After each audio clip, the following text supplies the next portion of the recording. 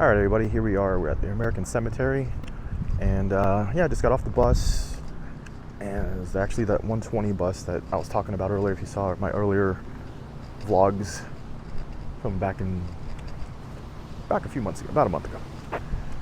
So anyway, yeah, so I'm just currently walking to the American Cemetery.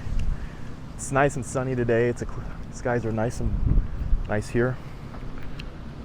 And we'll flip it up back here. So yeah, it's about a good 45-minute drive. The cost was $2.90. So like around €3, you know. Cash only. You can't pay with a card or anything like that on the bus. It's $2.90, and you better have exact. And I think he takes change. I don't think they're that ruthless. Driver wasn't too friendly, not really patient. But anyway, I'm here. It beat it taking a $42 Uber ride, and that's if you can even find one. Because I tried taking one yesterday, but it was like Uber couldn't even find me a ride. I think there were only 2 drivers in the whole town. That's how small this town is. And the bus system just kind of blows here. So anyway, that's that. Let's flip the camera around, and bam! So I'm walking right now. Isn't that pretty? This kind of reminds me of like the Deep South, like Georgia. Like you go to some country club, some golf place, you know, or something. But this is like a cemetery though. But it kind of looks like that. It kind of looks like somewhere in Alabama or Georgia or Florida. Somewhere in the Deep South where, there it is. You can see the crosses. There it is. Wow. Wow. All right, well, I hope I don't get too emotional. Let's see. Wow, though. So again, I've come here. I've literally flown over bodies of water to see this, and just want to pay my respects out, to all those brave, mostly men and some women, who were there that day, June 6, 1944. But to everybody, whether they were men, women, everybody. But I say men because it was mostly male soldiers there. So I don't know what this is. Let me see what this is. I don't know if this is like a welcome center, souvenirs. Let me see what this is all about here. Rest area. Let's see what this is here.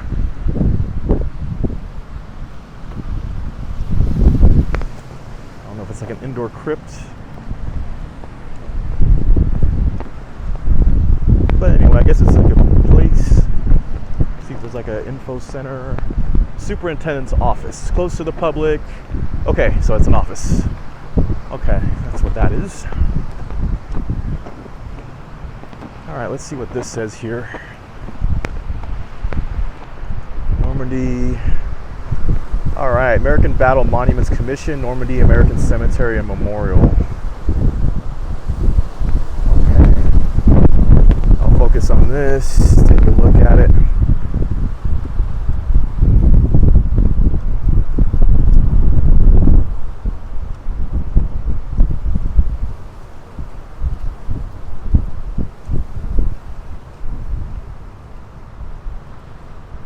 Okay, hopefully you could pause the video and just read that.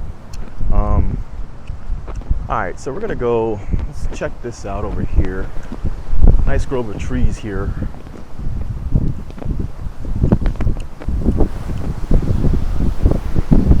Putting the camera down. I don't want people to think I'm like filming them. So we'll do that.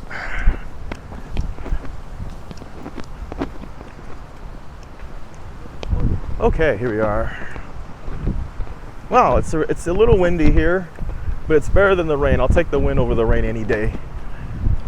And yeah, as you can see, this is late September as of this recording, so it's a little chilly, not cold, I should have brought my jacket. I have a jacket, but I have a jacket on my little blazer here.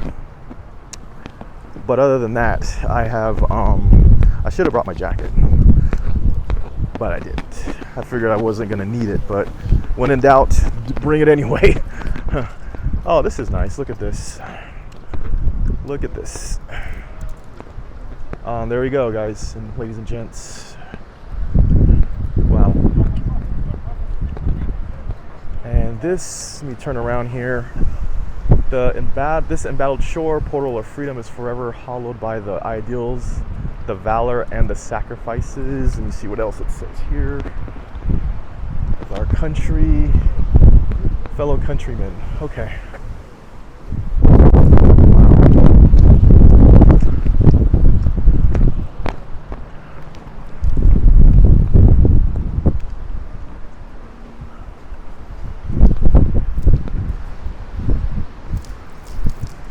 Air operations over Normandy, March, August 1944.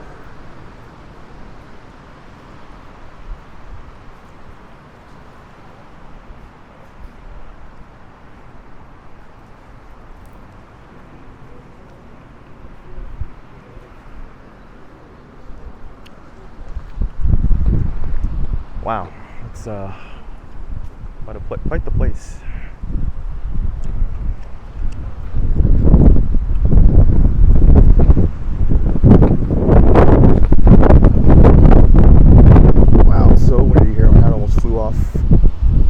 A little ray of sunshine there.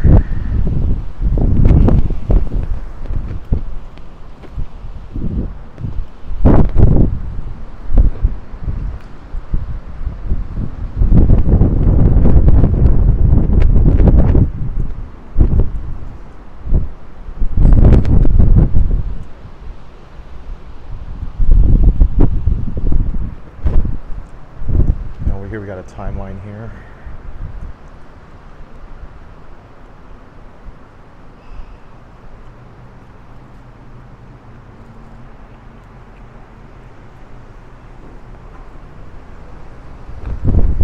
Wow.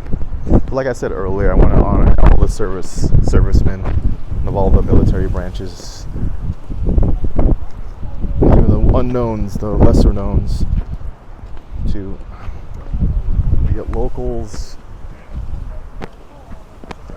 other servicemen and women and from the other countries. All right, there's the sea over there. I'm thinking it's Omaha Beach. I could be wrong though. Maybe there might be some plaque or something, or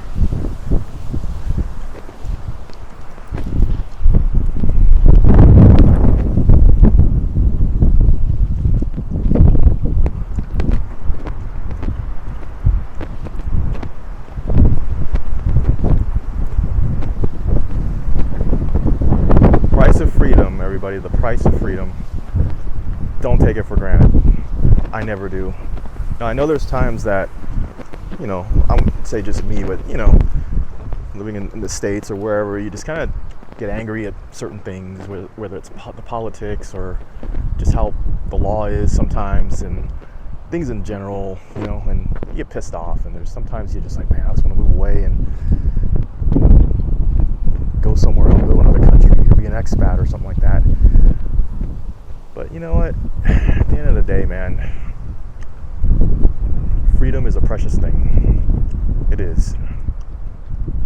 And there's people out there, I'm pretty sure my fellow followers here, people tuning in, you've grown up in a place where there is no freedom, and I know I'm going to get a bunch of people saying, well, America's turning into that and blah, blah, blah, yeah, I get it.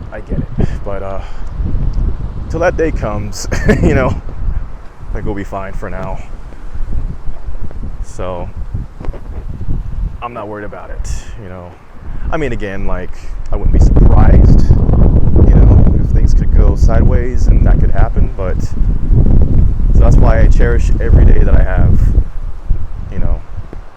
living in the United States, because you just never know. I mean, yeah, it could happen.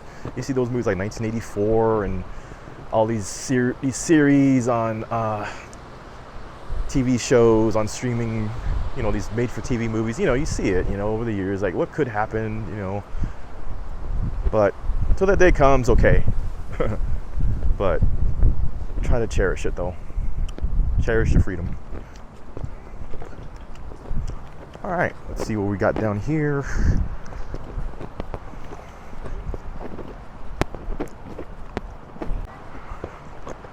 Okay, let's see what we got here. So I'm coming down the stairs here.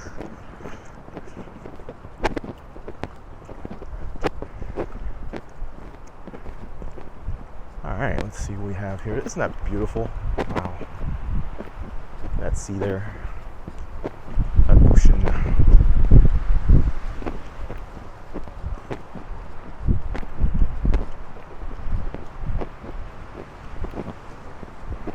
Let's see if this says anything here. Oh,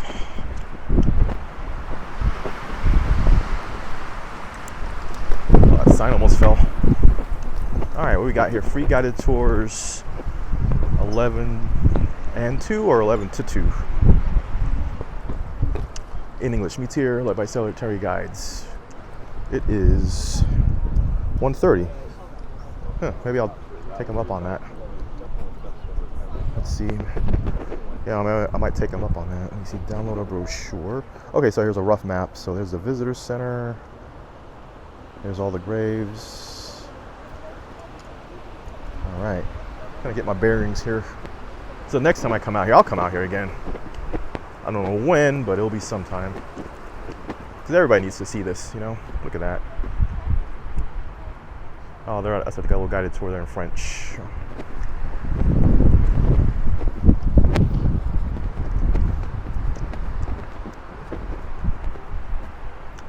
So it says no entry. So even if you wanted to go in, you can't. But who's stopping anybody? Somebody can just walk outside the gate there. There's always a back door somewhere. All right, I'm gonna go down here and see what's up, see what's going on here. So basically the cemetery is this way to the left. It's to the left, and then the Omaha Beach is straight ahead. And the visitor center is this way. So I think I'm gonna head out to the visitor center and see what that's all about.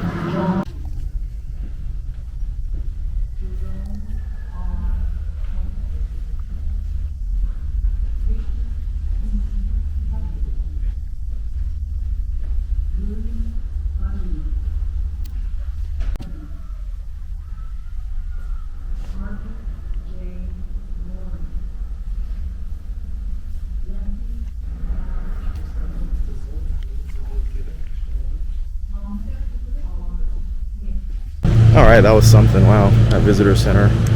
Yeah, basically it tells a big story, you know. Went ahead and exited the visitor center here. Okay, so now is going to be the viewing of the crosses here.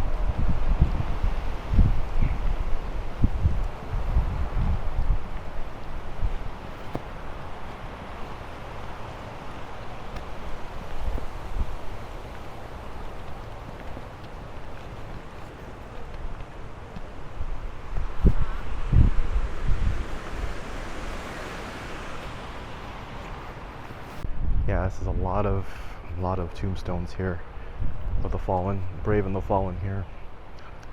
I get it now. Everything makes sense. From why boomers, old people that are here, from why there's only a limited amount of pickups from the bus stops. I get it now. And yeah, I get it. So I take back everything I said. I mean, well, I'm only human, but I get it now.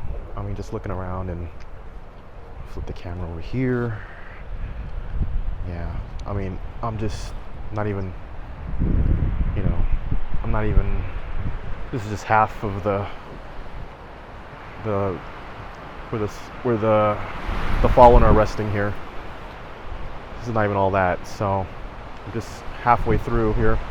But I get it now. I get it why it's mostly boomers that are here.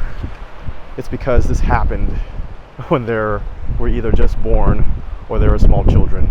And it's one of those that things if you grow up with it and it happened when you were alive, whether you're a kid or a young adult or whatever, you remember.